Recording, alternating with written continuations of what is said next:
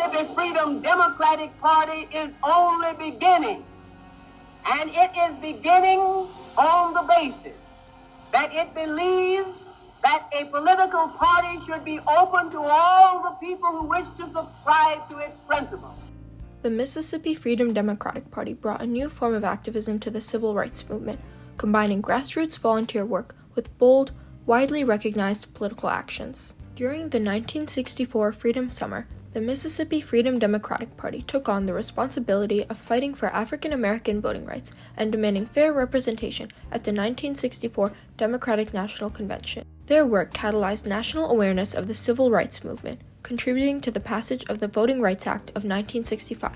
However, the fight for equal voting rights continues, as recent Supreme Court decisions have weakened the Voting Rights Act, echoing past injustices.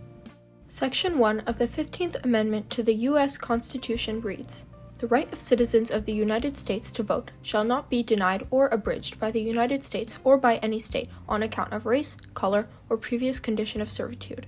Despite this, many southern states kept African Americans from voting through poll taxes, discriminatory registration practices, and violent voter intimidation from white supremacist groups. Registering to vote at that time meant that you filled out a 22-question questionnaire. One of the questions was, interpret any of the 286 sections of the Mississippi Constitution to the satisfaction of the registrar. Now, you have to bear in mind that some of those registrars couldn't read or write, but that didn't matter. They could still determine who should be registered if that person happened to be black, because all whites who attempted to register were registered. Grandfather clauses permitted white Americans whose grandfathers had voted before the Civil War to bypass voting restrictions, ensuring that discriminatory policies applied only to African American voters. Additionally, African Americans did not have the right to be members of political parties. This policy kept African Americans from voting in primary elections to select candidates who supported their values.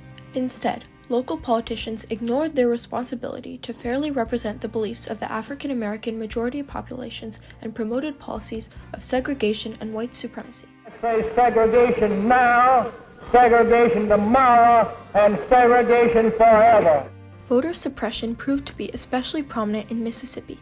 By 1962, less than 7% of African Americans were registered to vote. In late 1963, the Council of Federated Organizations, a Mississippi civil rights group, began planning the Mississippi Freedom Summer, a movement to enable Black Mississippians to vote. They began with the Freedom Vote, a mock election for governor that drew 83,000 Black voters in just 2 days. Motivated by this success, Mississippi civil rights leaders founded the Mississippi Freedom Democratic Party, accepting the responsibility of being the only political party to provide Black Mississippians with political involvement. In June of 1964, Robert Moses announced the Mississippi Freedom Summer. We hope to send into Mississippi this summer upwards of 1,000 teachers, ministers, lawyers, and students from all around the country who will engage in what we're calling freedom schools, community center programs, voter registration activities. Moses' hopes for the Freedom Summer project were soon realized. Volunteers established nearly 50 freedom schools, traveled door to door encouraging voter registration, and began to hold chapter meetings for the Freedom Party. The Freedom Party took on the responsibility of fighting for the fair representation of Black Mississippians. They had 3 months to gather support and membership before they would appeal to be seated at the Democratic National Convention. Despite the increased education and voter involvement brought by the Freedom Party, Black Mississippians continued to be excluded from local precinct meetings. Of course, we realized, even with the vote, you're not going to get any place if you can't participate in these meetings. Undeterred, the Freedom Party volunteers held their own meetings, providing Black Mississippians with the right to address community issues and draft resolutions for the Freedom Party's platform. In June, 3 Freedom Party volunteers were tortured and murdered by members of the Ku Klux Klan, 2 of which were Mississippi state law enforcement officers. Despite the constant violence and threats the Freedom Party experienced, law enforcement neglected their responsibility to protect the Black Party members and prioritized the protection of white volunteers. We learned pragmatically that the way to bring protection to our people was to bring whites in. On August 23rd, the Mississippi Freedom Democratic Party arrived in New Jersey for the Democratic National Convention. The delegates fought for the right to be seated, appealing to the Credentials Committee and explaining how the Democratic Party had excluded them, leaving them no choice but to form their own party to represent African American voters. The last of those to testify was Fannie Lou Hamer, a former sharecropper and founder of the Freedom Democratic Party. In her impactful testimony, she detailed her experiences of racial discrimination and violence. If the Freedom Democratic Party is not seated now, I question America.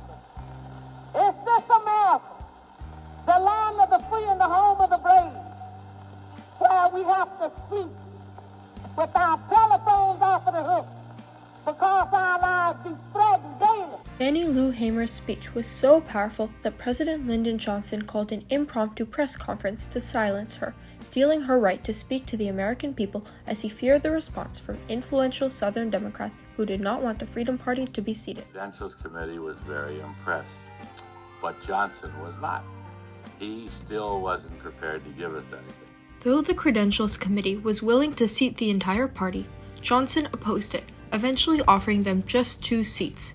The Freedom Party rejected the compromise and left the Democratic Convention. Many disagreed with this decision, including Martin Luther King Jr. and the National Association for the Advancement of Colored People, who believed that this rejection would limit future efforts of political desegregation and cause the Freedom Party to be vindicated by white Democrats. But Fannie Lou held fast, saying, "We didn't come all this way for no 2 seats." President Johnson's attempt to silence Fannie Lou drew nationwide attention to her story, allowing all Americans to witness the oppression of the rights of black voters in the South. The Freedom Party used this moment in the spotlight to continue fighting for African Americans' rights. Despite the work of the Freedom Party, many African Americans could not vote in the 1964 congressional election.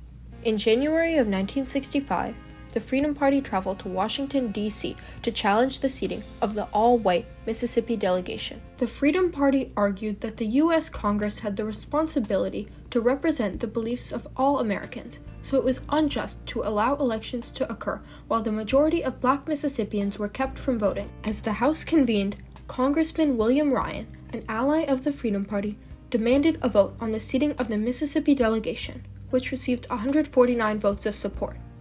Though the resolution failed, this was an unprecedented show of support for the Freedom Party, demonstrating the national recognition they'd garnered. Their experiences highlighted the challenges of activism within the highly limiting political structures of the American South. Many liberal politicians refused to support them because of the Freedom Party's rejection of the compromise at the Democratic National Convention. Another challenge was that members of the Freedom Party were unable to run for election. Now, in Mississippi at that time, there was no way any black person could get on the ballot because you'd have to go through the primary or you'd have to go through the nomination process and be accepted by the state to put you on the official ballot. So that was out of the question.